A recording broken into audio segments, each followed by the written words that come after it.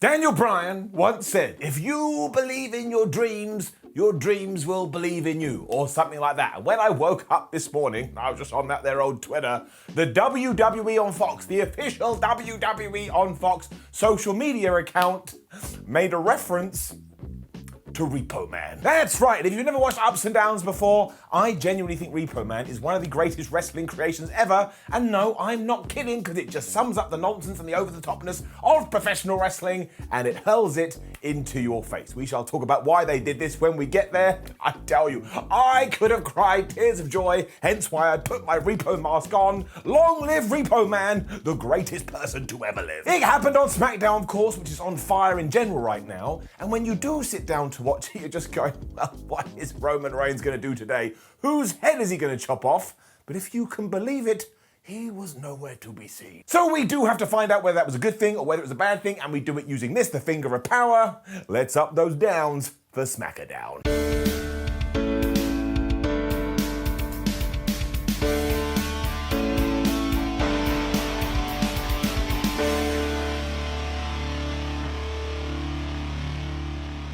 Good grief, did we do a good job in making you think that everything that happened 7 days ago on SmackDown was more important than your own birth? Because you had this dramatic music, and you saw the return of Edge, you saw him beating up Roman Reigns. I was so ready. I was like, my gosh, plug me in. We did indeed kick things off with the Rated R Superstar 2.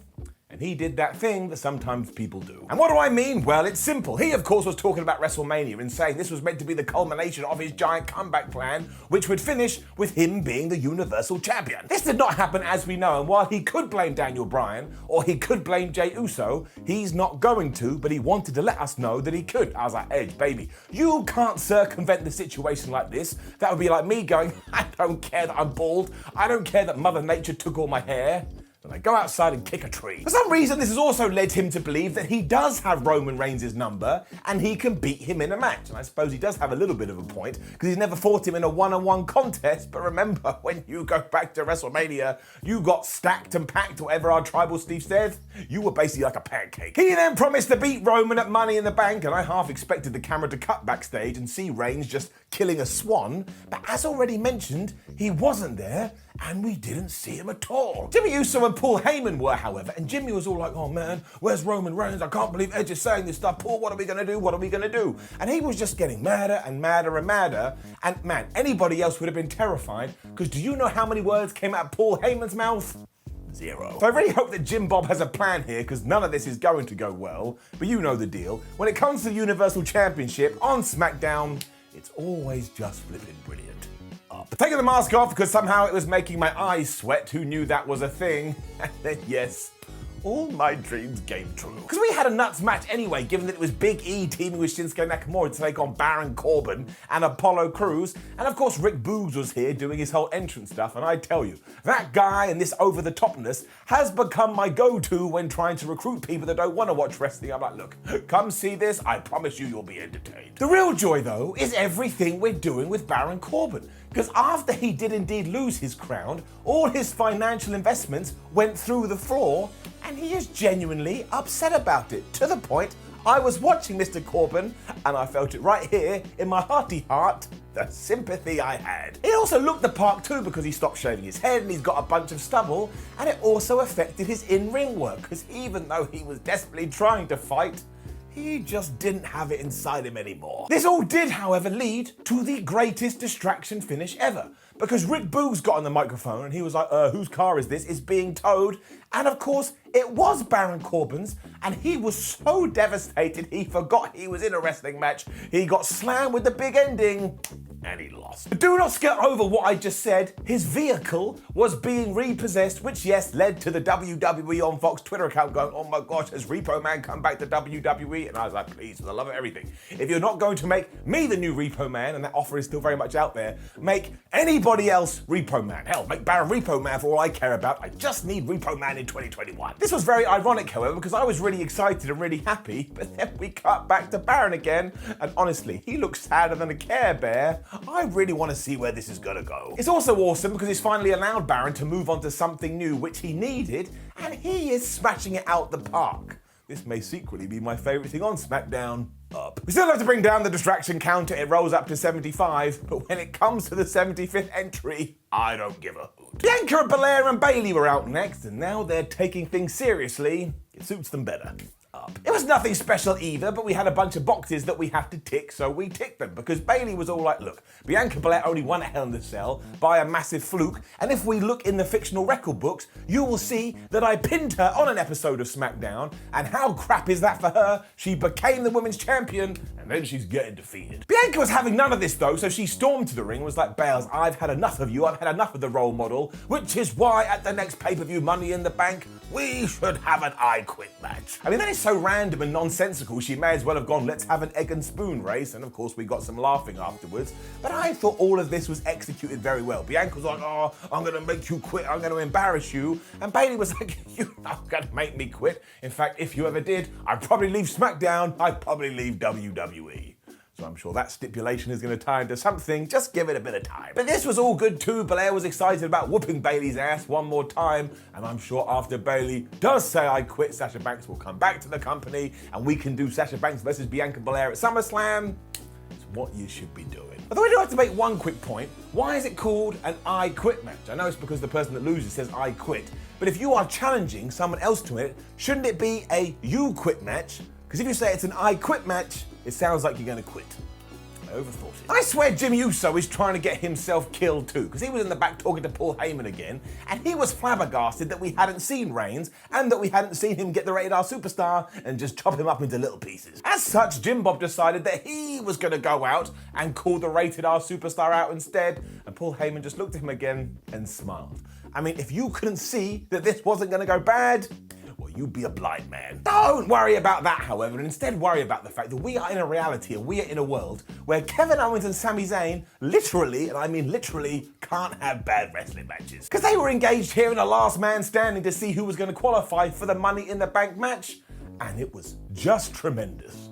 And they just did everything too. I mean, at one point, Kevin Owens took Sami Zayn's head and he smashed it into one of the Thunderdome LED screens. And I like to think the fans are actually trapped in those boxes. So when they did suffer the impact, they were like, oh my gosh, I can't believe it. And then he climbed up onto a stage and he gave Sami Zayn a senton bomb. How is Kevin able to walk around? Zayn was then slamming Kevin to the announce tables, which must have absolutely sucked because they didn't break. And it also didn't work out very well long-term for Mr. Conspiracy Theory, because Kevin grabbed him, chucked him into the ring post. It kept escalating after two tables were placed on the outside of the ring, and when these two were fighting on the top rope, Kevin Owens got pushed through them, and by the time he got back in the ring, Sami Zayn gave him 3 very vicious haluva kicks. And I love angry Sami. Realizing he was in trouble, Owens then rolled out of the ring in order to sort of use gravity to his favor, because now he was standing up.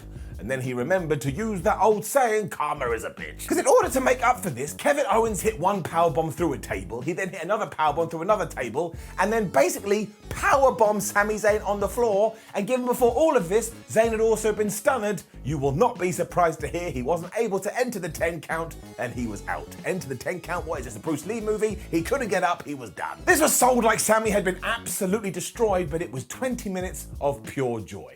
They are the WWE's Batman and the Joker. Let them fight forever. Edge was then chatting backstage and he was all like, oh, I bet Jimmy Uso is setting me up for a trap, but I don't care, even though I know it's a trap. So let's make sure the Rated R Superstar never joins the police force, because that is not the way you deal with a trap. I mean, imagine Indiana Jones took the same approach. And then got a little bit worried that WWE is going to turn Rick Boogs into an asshole. I mean, he really has been kind of a bit of an asshole so far, but he found Baron Corbin backstage and he just poked him and prodded him going, ha ha ha, you're broke and you absolutely suck. I don't know whether it's Baron's forlorn expressions or the fact he just comes across as so depressed, but I was like, man, I really hope something good happens for you soon, Corbin. So once again, this gets all the thumbs. I mean, he didn't even have the energy to smack Rick in the face. He just asked him kind of pleasantly to go away. We then just continued to make it gibberish in order for how you qualify for the Money in the Bank. Like if you sat down and actually tried to piece this all together, you would get up and just start spinning around because you wouldn't be able to figure it out. But after telling Drew McIntyre that he had to run the gambit to get into the thing, and saying to Liv Morgan, well, you better prove yourself, Sonya Deville was back in the ring and said, let me just introduce to you a brand new contender in the Money in the Bank ladder match. And if you can believe it, surprise, surprise, it was Zelina Vega. Everybody treated this like she hadn't been away too, which was making me crack up because it's been ages. And thankfully, Liv Morgan did come out and say, what the hell is going on? This is absolute pants. This is absolute crap. Why has she just got in, especially when it's me that keeps winning matches? This did lead to the two having a match, and if you can believe it, it went around 120 seconds, and then Liv Morgan won with the most devastating move in all of sports entertainment, the surprise roll-up. And even then, I still don't think she's put in the thing. So we just have to stop this finish, and again, we need to come up with one concurrent rule for how you can get in there, so we've got to get it down. And I don't even mind Vega coming back and losing either. Like, she's fine at wrestling, but that's not her strong point. She's a great character. And also, yes, this is actually carving a nice narrative for Liv Morgan, so all that is going to get an up. Also, I'm pleased that Zelina Vega has a job. I don't like all this, she shouldn't have come back, let her do whatever the hell that she wants.